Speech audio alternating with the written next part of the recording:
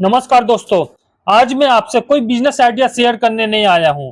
आज मैं सिर्फ एक सवाल पूछना चाहता हूं अपने सिस्टम से, अपने नेता से और अपने ऑफिसर से जो ऊंचे ऊंचे पदों पर बैठे हैं। क्या इस देश में मेहनत करने वाला हर इंसान सच में आगे बढ़ पा रहा है या फिर हर मोड़ पर उसकी परीक्षा ली जा रही है? दोस्तों, फिर से एक परीक्षा को लेकर विवाद खड़ा हो गया है जो पिछले 23 दिनों से चल रहा था। फिर से छात्र सड़कों पर हैं, हमारे युवा मार खा रहे हैं। ये लोग कोई आतंकवादी नहीं है, ये लोग बस एक सपना लेकर आए थे। ये लोग छात्र है। हजारों युवाओं के चेहरे पर निराशा दिखाई दे रही है। तो मेरे मन में सिर्फ एक सवाल आया, आखिर कब तक? एक बच्चा बचपन से सुनता है, बेटा मन लगाकर पढ़ो, मेहनत करोगे तो जिंदगी बन जाएगी।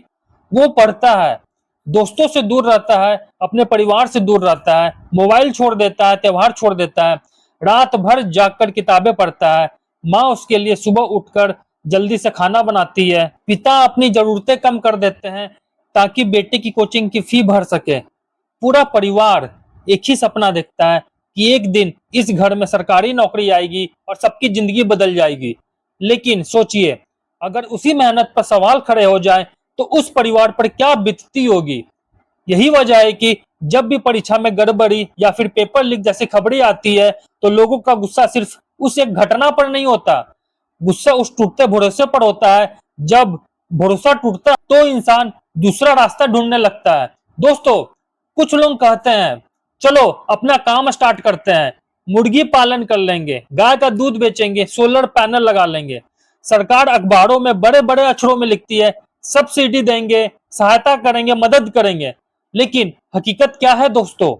हकीकत यह है कि जिस देश में कागज बिकता है, जिस देश में आंदोलन की आवाज नहीं सुनी जाती, उस देश में बिना रिश्वत के एक छोटा सा काम भी शुरू नहीं किया जा सकता। आज इसी बात पर खुलकर बात करेंगे। सबसे पहले बात करते हैं शिक्षा की। परीक्षा में पेपर लीक हो जाना कोई नई बात नहीं रह गई है।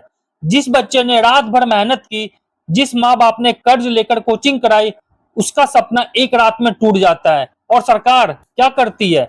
जांच के नाम पर सिर्फ एक कमेटी बना देती है और फिर सब ठंडे बस्ते में चला जाता है।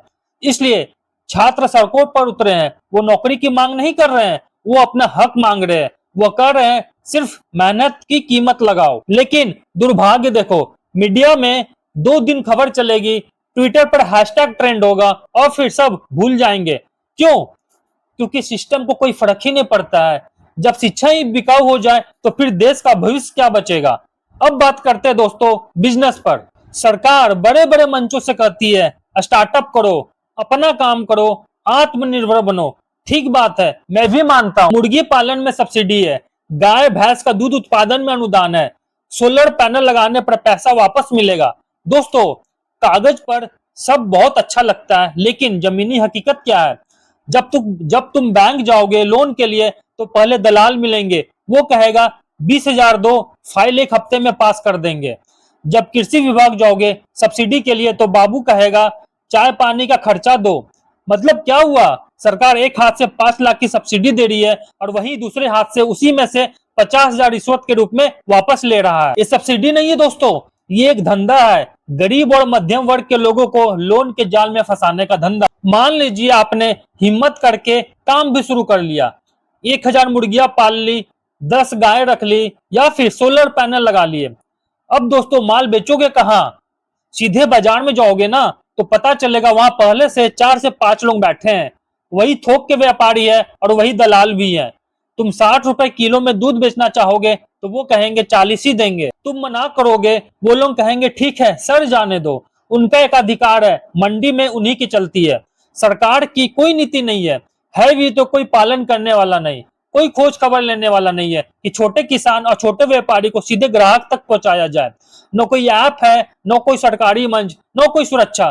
तुम अकेले हो और वो सब एक है। इसलिए ज्यादातर लोग 6 महीने में हार मानकर अपना काम बंद कर देते हैं और फिर कहते हैं बिजनेस में दम नहीं है। दम है दोस्तों, दम सिस्टम ने निकाल लिया है। दोस्तों सोचो जरा, पेपर लीक करने के लिए पैसा चलता है, नौकरी लगवाने के लिए पैसा चलता है, सब्सिडी पास कराने के लिए पैसा चलता है, मंडी में जगह लेने के लिए पैसा चलता है, यहाँ तक कि शिकायत करने जाओ तो वहां भी पैसा लगता है। दोस्तों, ईमानदारी से काम करने वाले के लिए इस देश में जगह कहाँ बची है? इसलिए लोग विदेश भाग रहे हैं। इसलिए लोग छात्र जो है आंदोलन कर रहे हैं और छात्र संगठन सड़क पर उतर रहे हैं। अब आप कहोगे कि क्या करें? मैं ये नहीं कहूंगा कि काम मत करो, काम जरूर करो, लेकिन आंखें बंद करके मत करो। 3 बातें गांठ बांध लो। पहली बात, सरकार के भरोसे मत बैठो, क्योंकि परिवार आपको चलाना है, परिवार आपका सरकार आके नहीं चलाएगी। सरकार की योजनाएं पढ़ो, लेकिन अपना रास्ता खुद बनाओ। कागजी कागजी सब्सिडी के चक्कर में मत पड़ो, छोटे से शुरुआत करो। अब दूसरी बात, दलालों का एक अधिकार तोड़ो।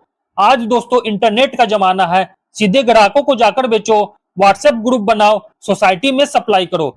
जब बीच का आदमी हटेगा ना, तब आपको बहुत फायदा होगा। और तीसरी और आखिरी बात, आवाज उठाओ, चुप मत रहो।